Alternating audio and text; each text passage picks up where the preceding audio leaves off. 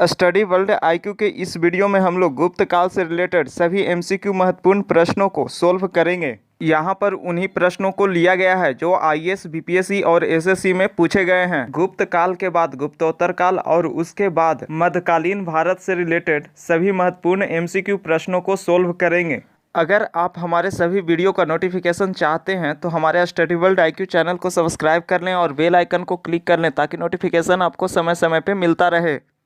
तो आइए अब हम लोग क्वेश्चन आंसर की ओर बढ़ते हैं। पहला प्रश्न है, गुप्त वंश के संस्थापक कौन था? इसका उत्तर होगा ऑप्शन नंबर सी, श्री गुप्त गुप्त वंश का संस्थापक था। और श्री गुप्त का पुत्र जो था वो था घटोत्कच। घटोत्कच का पुत्र चंद्रगुप्त प्रथम था। इसने गुप्त संवत चलाया और महाधीराज की उपाधि धारण करने वाला गुप्त वंश का प्रथम जो शासक था वो था चंद्रगुप्त प्रथम। और चंद्रगुप्त का जो पुत्र था वो था समुद्रगुप्त। और समुद्रगुप्त के दरबार में ही उनके मंत्री और कवि हरिसेन रहते थे, जिन्होंने प्रयाग प्रशस्ति की रचना की। और भारत का नेपोलियन जो है समुद्रगुप्त को कहा जाता है, क्योंकि एक भी युद्ध अपने जीवन में उसने नहीं हारा। नेक्स्ट प्रश्न है, प्रश्न संख्या 2, गुप्त काल में निम्न में से कौन सा व्यक्ति एक महान खगोल विज्ञानी एवं गणितज्ञ था? गुप्त काल में कौन सा व्यक्ति एक महान खगोल विज्ञानी एवं गणितज्ञ था? तो इसका उत्तर होगा ऑप्शन नंबर बी, आर्यभट्ट।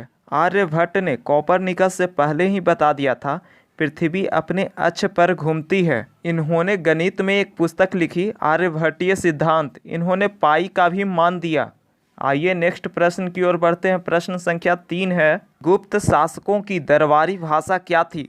गुप्त शासकों की दरबारी भाषा क्या थी? इसका उत्तर होगा ऑप्शन नंबर डी, संस्कृत। गुप्त शासकों की दरबारी भाषा जो थी वो थी संस्कृत। गुप्त राजाओं के जो शिलालेख मिले हैं उनमें संस्कृत एवं प्राकृत भाषा का उपयोग किया गया है, लेकिन सबसे ज़्यादा है संस्कृत, इसलिए इसका उत्तर होगा option number D, Sanskrit. Next प्रश्न है, प्रश्न संख्या 4, किस इतिहासकार ने समुद्रगुप्त को भारत का नेपोलियन कहकर पुकारा है?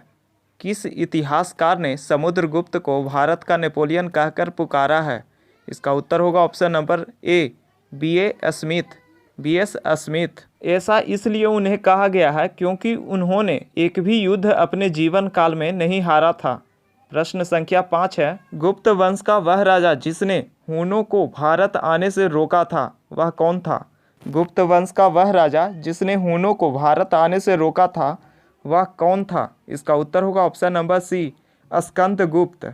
नेक्स्ट प्रश्न है, प्रश्न संख्या 6, कालिदास किसके राज्य कवि थे? कालिदास किसके राज्य कवि थे? इसका उत्तर होगा ऑप्शन नंबर सी, चंद्रगुप्त द्वितीय के राज्य कवि कालिदास थे।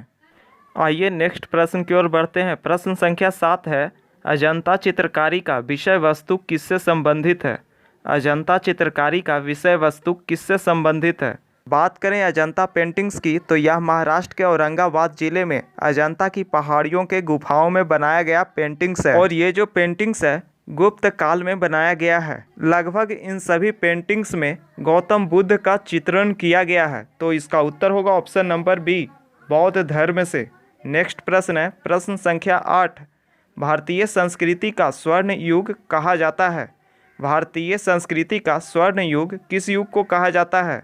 इसका उत्तर होगा ऑप्शन नंबर डी, गुप्त काल को भारतीय संस्कृति का स्वर्ण युग कहा जाता है। इसे स्वर्ण युग इसलिए कहा जाता है क्योंकि इस समय भारतीय संस्कृति कई क्षेत्रों में अपना विस्तार कर रही थी, जैसे मूर्ति कला क्षेत्र में भरहुत और अमरावती की मूर्तियाँ, चित्रकला क्षेत्र में अजंता, एलोरा एवं बाघ की गुफाओं की चित्रकलाएँ, साहित्य के क्षेत्र में कालिदास की अनेक रचनाएँ, गणित एवं खगोल शास्त्र में आर्यभट्ट द्वारा दिया गया अनेक सिद्धांत। इस प्रकार हम कह सकते हैं कि गुप्त काल में भारतीय संस्कृति अपने चरमोत्कर्ष पर थी, इसलिए गुप्त काल को भारतीय संस्कृति का स्वर्ण युग कहा जाता है। नेक्स्ट प्रश्न है, प्रश्न संख्या 9, मंदिर निर्माण कला सर्वप्रथम कब शुरू हुआ? मंदिर निर्माण कला सर्वप्रथम कब शुरू हुआ? इसका उत्तर होगा ऑप्शन नंबर डी, गुप्त काल में मंदिर निर्माण कला सबसे पहले शुरुआत हुआ। नेक्स्ट प्रश्न है, प्रश्न संख्या 10, गुप्त काल में सोने की मुद्रा को क्या कहा जाता था? गुप्त काल में सोने की मुद्रा को क्या कहा जाता था? इसका उत्तर होगा ऑप्शन नंबर डी, दिनार। गुप्त काल में सोने की मुद्रा को दिनार कहा जाता था और सबसे ज़्यादा सोने की मुद्रा जो चलाया गया था गुप्त शासकों के द्वारा चलाया गया था। और यहाँ पर अगर प्रश्न होता गुप्त काल में चांदी की मुद्रा को क्या कहा जाता था, तो इसका उत्तर होता ऑप्शन नंबर सी, रूपक। गुप्त काल में चांदी की मुद्रा को रूपक कहा जाता था। नेक्स्ट प्रश्न है प्रश्न संख्या 11। गुप्त काल में भूराजस्व का दर क्या था? गुप्त काल में भूराजस्व का दर क्या था? इसका उत्तर होगा ऑप्शन नंबर बी, उपज का छठा भाग।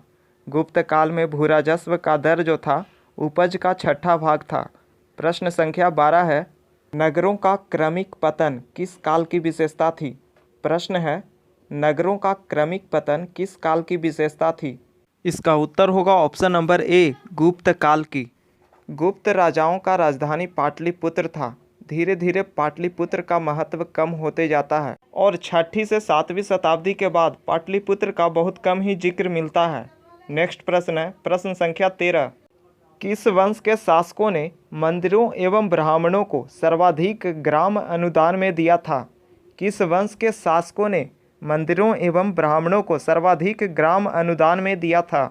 इसका उत्तर होगा ऑप्शन नंबर ए, गुप्त वंश के शासकों ने। प्रश्न संख्या 14 है कालिदास द्वारा रचित मालिका अग्निमित्रम नाटक के नायक कौन था? कालिदास द्वारा रचित मालिका अग्निमित्रम नाटक के नायक कौन था? इसका उत्तर होगा ऑप्शन नंबर बी, अग्निमित्र। इस नाटक की रचना जो है संस्कृत में की गई है। इसमें विदिशा के राजकुमार अग्निमित्र एवं राजकुमारी मालविका का प्रेम विवाह का वर्णन किया गया है। नेक्स्ट प्रश्न है प्रश्न संख्या 15। बाल विवाह की प्रथा किस काल में आरंभ हुई? बाल विवाह की प्रथा किस काल में आरंभ हुई? इसका उत्तर होगा ऑप्शन नंबर सी, गुप्त काल में। बाल विवाह प्रथा गुप्त काल से आरंभ हुई। नेक्स्ट प्रश्न है प्रश्न संख्या 16। पंच सिद्धांतिका की रचना किसने की? पंच सिद्धांतिका की रचना किसने की? इसका उत्तर होगा ऑप्शन नंबर डी, बराह मिहिर ने पंच सिद्धांतिका की रचना की। आइए इन सभी की एक एक पुस्तक को देख लेते हैं। आर्यभट्ट ने आर्यभट्टीय की रचना की। बात करें धन्वंतरि की रचना की तो इन्होंने नवनीतकम नामक ग्रंथ की रचना की और नवनीतकम पुस्तक का संबंध चिकित्सा शास्त्र से है। बात करें ब्रह्मगुप्त की तो ब्रह्मगुप्त ने ब्रह्म सिद्धांत की रचना की। आइए नेक्स्ट प्रश्न की ओर बढ़ते हैं। प्रश्न संख्या 17 है गुप्तकालीन पुस्तक नवनीतकम का संबंध किससे है? गुप्तकालीन पुस्तक नवनीतकम का संबंध किससे है? इसका उत्तर होगा ऑप्शन नंबर सी, चिकित्सा से। प्रश्न संख्या 18 है किस गुप्त शासक ने विक्रमादित्य की उपाधि धारण की? किस गुप्त शासक ने विक्रमादित्य की उपाधि धारण की? इसका उत्तर होगा ऑप्शन नंबर डी, चंद्रगुप्त द्वितीय ने विक्रमादित्य की उपाधि धारण की। अगर बात करें परम भागवत की उपाधि धारण करने वाला गुप्त शासक की तो वो है समुद्रगुप्त। इस वीडियो में हमने एसएससी, बीपीएससी और रेलवे में पूछे गए सभी प्रश्नों का संग्रह किया है। यहाँ पर कुछ ऐसे भी प्रश्न हैं जो यूपीएससी प्रीलिम्स में भी पूछे गए हैं। कैसा लगा ये वीडियो आप हमें कमेंट करके ज़रूर बताएं। और नेक्स्ट वीडियो देखने के लिए हमारे YouTube channel study world IQ को सब्सक्राइब करें और बेल आइकन को क्लिक कर लें ताकि नोटिफिकेशन आपको समय समय पर मिलता रहे।